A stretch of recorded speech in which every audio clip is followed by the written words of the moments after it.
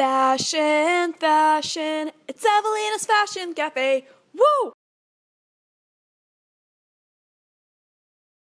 Hi guys, welcome to a new episode of the Fashion Cafe.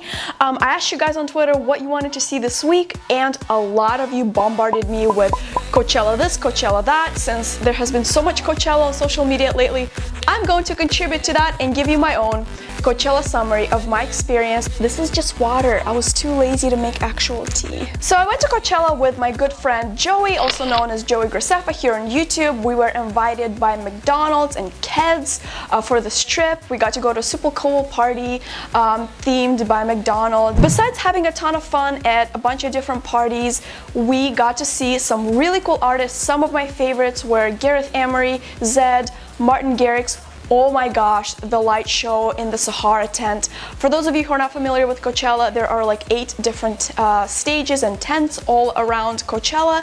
My favorite one is the Sahara one because it's like a really sort of covered tent, and the experience is sort of like a 360 because there is lights and fixtures moving all across the tent, not just the stage, so you're just kind of covered in awesomeness and you don't know what to do with yourself. So besides Coachella being incredibly amazing and full of energy and full of extremely ridiculously beautiful people, I am telling you guys, have you ever just like reached the threshold of how many beautiful people a day you can see? It's just like, I feel like you reach a certain threshold and you're like, all right, I am done. I mean, besides all the incredible energy, essentially to sum up Coachella, it is kind of thousands and thousands of people just walking and walking in 100-degree weather. For the first day, I wore a cute little outfit. I decided to do like a nice blue crop top, some high-waisted jeans, and my accessories were just sort of like iridescent green. I had like a little clutch and some aviators. So that was the first day. It was insanely hot. It was 100 degrees that day, and also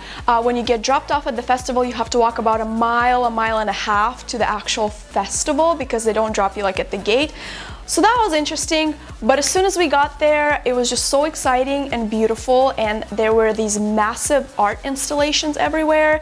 My favorite one was the little pretzel and the astronaut, and the astronaut floating Evelina. One thing that is definitely worth mentioning about Coachella, if you haven't been, or if you have been, you could extremely relate to this.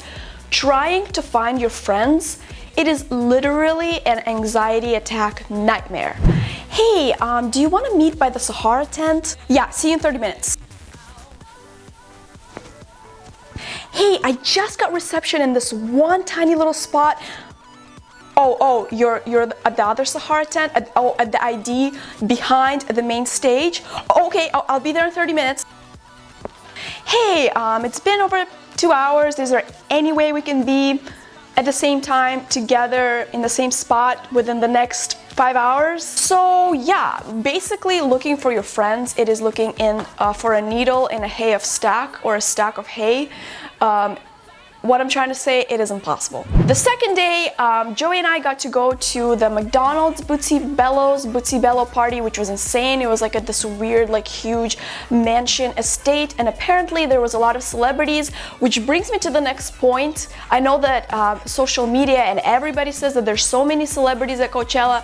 I didn't see any. They're like unicorns. Everybody think they exist. Wait, unicorns are real. Shh. I didn't see any.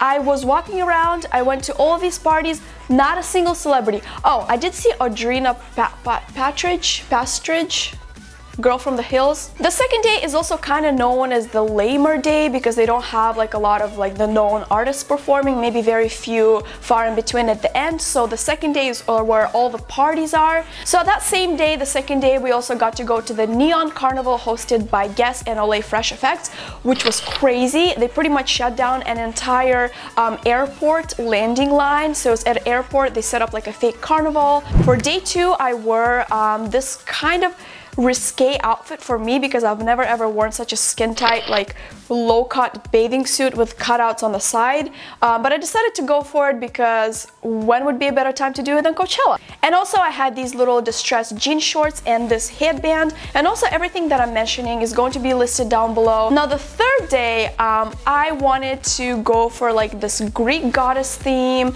and I wore this little dress with an open back, curled my hair, again had like a Grecian headband, and yeah, me and Joey kind of matched. He wore his little like indie headband and tank top, and we were just like these, almost we looked like bong shop owners from Venice Beach. Then after that we saw Lana, which I was so happy for Joey because he really wanted to see her perform, and pretty much that was all he was talking about during the entire trip. And let me tell you guys, the way that she connected with the audience was insane. I'm like, I want to meet my berry unicorns and hug them all just like she did. Like, it was so freaking amazing. Not that I'm comparing myself to Lana in any way possible, but it's kind of like the love that she had for her audience and for the people that were there. I felt it. I felt like, yeah girl, you do your thing. And she like stood there for like 5 full minutes like this, and people were just touching her as much as she could. It was almost borderline creepy and weird, but I totally like just connected to her so much. I also unfortunately missed the Justin Bieber performance. A lot of artists had surprise appearances like Justin Bieber, Beyonce. I almost got kind of sad that I missed the Justin Bieber performance, but then I saw that he wore this hat, so I was like, it's okay. I think I can live with that. For those of you who don't know, Coachella is in a desert, which is Palm Springs, Coachella Valley, huge desert. For those who have never been caught in a sandstorm, it is miserable. They had this huge sandstorm, which basically it is cold. You get all of the sand all over your eyes, and it in your body, like slams into your body. Just pretty painful. A couple of days later, I was still scraping my eyes and my nose out of sand and all of that stuff. So of course, naturally, I had to buy a sweatshirt to protect myself, for which I had to stay in line over an hour. Yeah, here it is, $60 a piece. I am convinced that Coachella made over $1 million selling these because literally every single person bought one, or else they were gonna die.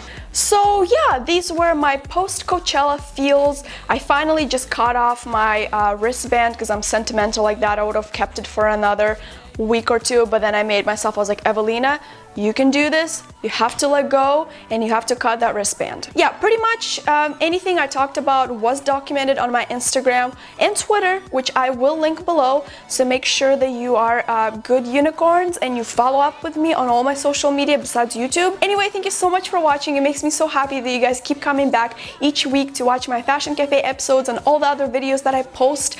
I will see you next week, and I love you guys so much.